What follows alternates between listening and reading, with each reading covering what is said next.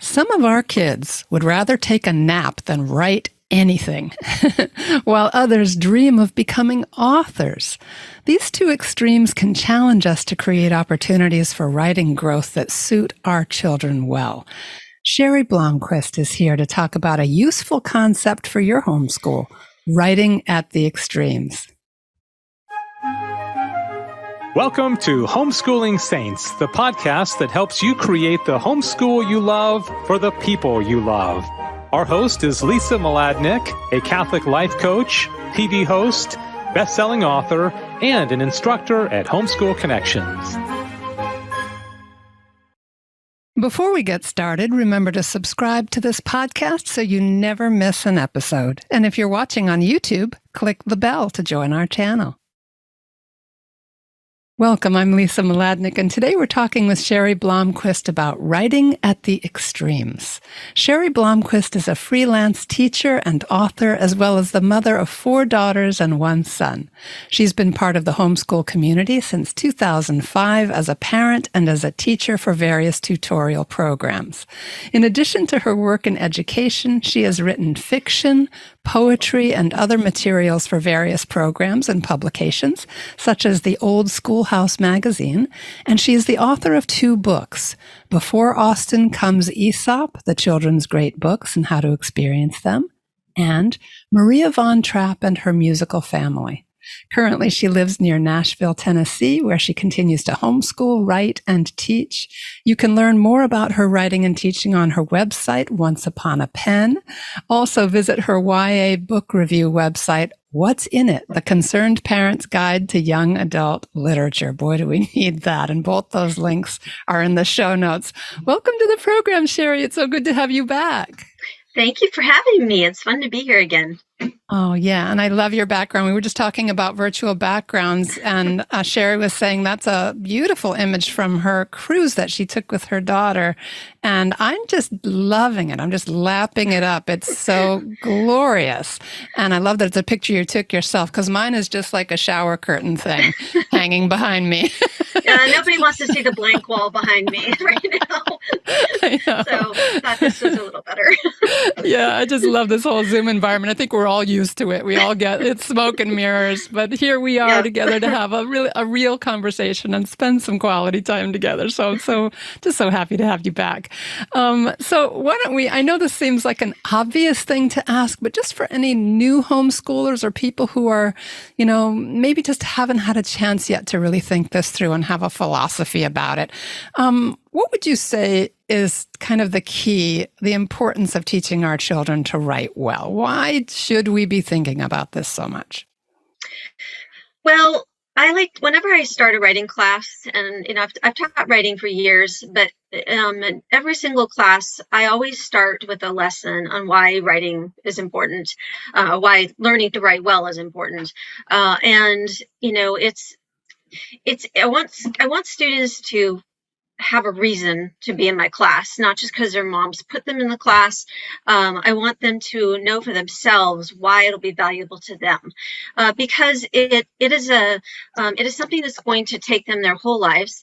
It's a life skill. It's like swimming or cooking. It's a life skill, something that you will use your entire life. It doesn't matter what career you go into. You could be a plumber. You still might need to write emails to your clients, and you want to sound professional, you want to be credible, believable, and so there's a practical aspect to writing that I want students to feel, I want students to know, so that they feel like it's relevant to them no matter who that child is. And then there's the fine arts aspect, and that is the beauty of being able to express ourselves and find our own voices, be able to write something down and not feel like we have to parrot someone else, but that we can find our own voices. And I want my students to know that they too have a voice. They don't have to be professionals. They don't have to be talented. Even even a football player who never picks up a book, or not to, I guess that's a stereotype. I'm sorry, but Okay. just anybody, you know, who's intimidated by reading or writing or whatever. You know, even they have things to say, and I want students to find that within them, you know, them within themselves, where they can know that they have a voice. So I think both of those things are really important. They don't have to learn to be great artists or anything, but I want them to find their voice, and I want them to have the skill to make it in life when they have to communicate. Yeah, and you made such a great point about whatever we end up doing with our lives professionally or in terms of our vocations, that need to express in writing is simply ubiquitous. It's all around us, whether it's email or some kind of ministry communication for your parish or whatever that might be. There's always going to be that need. I remember years ago, my husband just practicing many times over writing letters to the editor because he had never been much of a writer. He just wasn't inclined to it. But he was very dogged about learning it. And he became an excellent writer of, you know, letters of opinion, that sort of thing. And it was a great thing. I just loved to see that drive, as you said, to find a voice, to be able to say what was in his heart and in his mind. So good to see that evolution. Thank you so much for placing it in that beautiful context, too, of having a voice. That's something that serves us our whole life long. And it's a great example to our future families, too, if we're talking about our kids. Yeah. So say a little bit about what we mean by writing at the extremes. Give us a definition and maybe an example or two. Well, I guess when I say that, I'm thinking of kids who are very, very intimidated by writing, who hate writing, who just do anything. They just don't want to write anything. Maybe they don't feel like they can write complete sentences or whatever, all the way up to, and then the other end of that spectrum is kids who love writing and they do it for fun. They want to be authors maybe, or they just have fun, you know, escaping into their own little world and writing stories and poems and things. And so, you know, there's this big group in between that will just do it because it has to be done, and they don't really care one way or the other, or, you know, there's just this long spectrum, but there are kids who are at the extremes that I don't think that I think need to be handled with care, with a little special care. Yeah, that's so good, because when I think about it, having in the past, not currently, but have taught writing courses for Homeschool Connections, I did see those extremes all the time, and so have appreciated the opportunity just to maybe ignite a little excitement, as you do with your students, on how useful it can be. Yeah, exactly. Try to get them to shift their perspective a little bit. All right, good. So say a little bit about how the approaches are different. What do you do with one end of the extreme? What do you do with the other?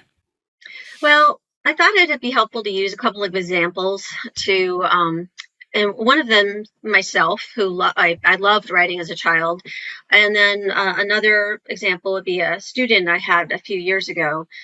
And so I'll talk about that student first.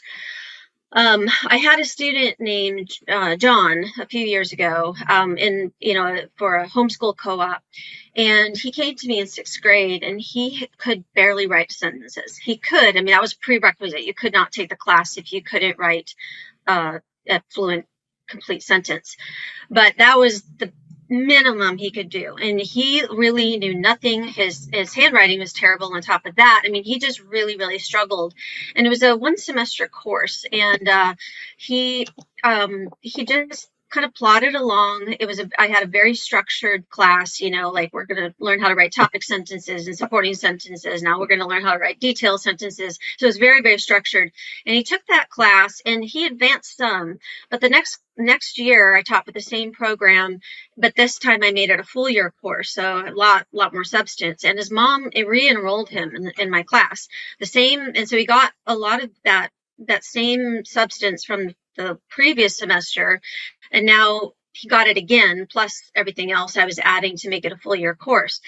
And so his mom re-enrolled him, and he took the course again, and he continued to improve, but it was very gradual. But he stuck it out. He was hardworking. He didn't like writing, but he was willing to do the work. And then the next year, he took my second level course for the more advanced students. And he began to blossom. And I saw, this is like my big success story. I have plenty that are not like this, but I'm not trying to toot my own horn. I'm just trying to make a point here. He took my second level course. And by the end of that year, he was writing persuasive and argumentative papers, like multi-page papers, where you could not tell what he had been.